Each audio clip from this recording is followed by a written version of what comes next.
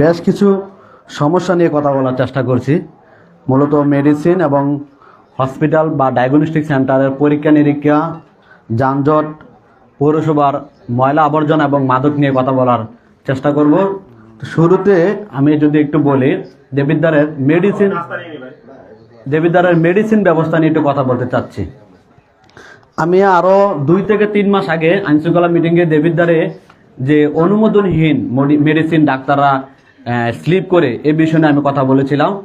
তো তখন হয়তো নির্বাচনের ঝামেলা ছিল, এই বিষয়টা নিয়ে পরে হয়তো প্রশাসন ব্যস্ত থাকায় কাজ করতে পারেনি, আমরাও এটা মিডিয়ার সামনে ভালো করে তুলতে পারিনি। তো সাম্প্রতিককালে দেবিদ্বার উপজেলা স্বাস্থ্য কমপ্লেক্সে একজন জুনিয়র কনসালটেন্ট, যিনি উপজেলা স্বাস্থ্য কমপ্লেক্সের একজন স্পেশাল ডাক্তার হিসেবে ধরা হয়, হয়তো নিচে থেকে ওনার কাছে রেফার করলে উনি রুগীটা দেখে আর কি। তো উনি সাম্প্রতিককালে একজন 60 বয়সের রুগীকে প্রেসক্রিপশন করেছেন, সেখানে মেডিসিন নিয়ে অনেক খটকা ছিল। তো ফার্মেসি বলেছে যে এই মেডিসিনটা অনুমোদন নাই, যদিও পরে এই বিষয় নিয়ে আমি ডাক্তারের সাথে সরাসরি আমরা আরও 2-3 জন সংবাদকর্মী গিয়েছিলাম।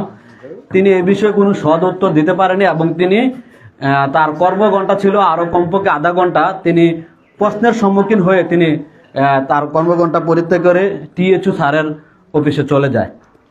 সেখানেও আমরা অনেকক্ষণ কথা বলেছি, তিনি কোনো উত্তর দিতে না পেরে বলেছিল যে আমরা তো সদরে এগুলো লিখেছি। তো পরে এই বিষয়টা নিয়ে আমি একটা সামাজিক যোগাযোগ মাধ্যমে অনলাইন নিউজ পোর্টালে আমি এটা নিয়ে একটা লাইভ করি। যদিও এখানে আমি কারোর নাম উল্লেখ করিনি, তবে দেবিদ্বারে অনেক ডাক্তার, হাতে গোনা 2-1 জন ছাড়া সব ডাক্তাররাই প্রেসক্রিপশনে এই মেডিসিনগুলো লেখে। আর এই মেডিসিনগুলোর বিষয় নিয়ে যদি আমি একটু উদাহরণ দিই, এগুলা সরকারি অনুমোদন নাই। তো এই মেডিসিনগুলো হচ্ছে, যদি ভিটামিন একটা D3 পাওয়ারিং 2 লাখ ইউআই বাংলাদেশে অনুমোদিত আছে সরকারিভাবে, বিএসটিআই অনুমোদিত 2 লাখ ইউআই। এটা মূলত সপ্তাহে একবার দুধ সাথে মিক্স করে বয়স্ক রোগী যারা তারা খায়।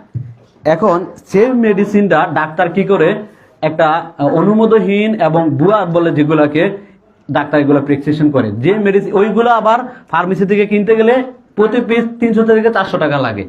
তাহলে একজন রোগী এখানে অর্থদণ্ড গেল, চিকিৎসা থেকে সে বঞ্চিত হলো।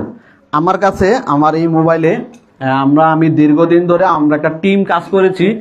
এখানে আমার মোবাইলে কমপক্ষে 30টা প্রেসক্রিপশন রয়েছে, কমপক্ষে 15 জন ডাক্তার এই মেডিসিনগুলা, বিভিন্ন ধরনের যে মেডিসিনগুলা খাইলে বাচ্চাদের বা বয়স্কদের বা রোগীদের কোনো উপকারী আসে না, এরকম ঘটনা ঘটে।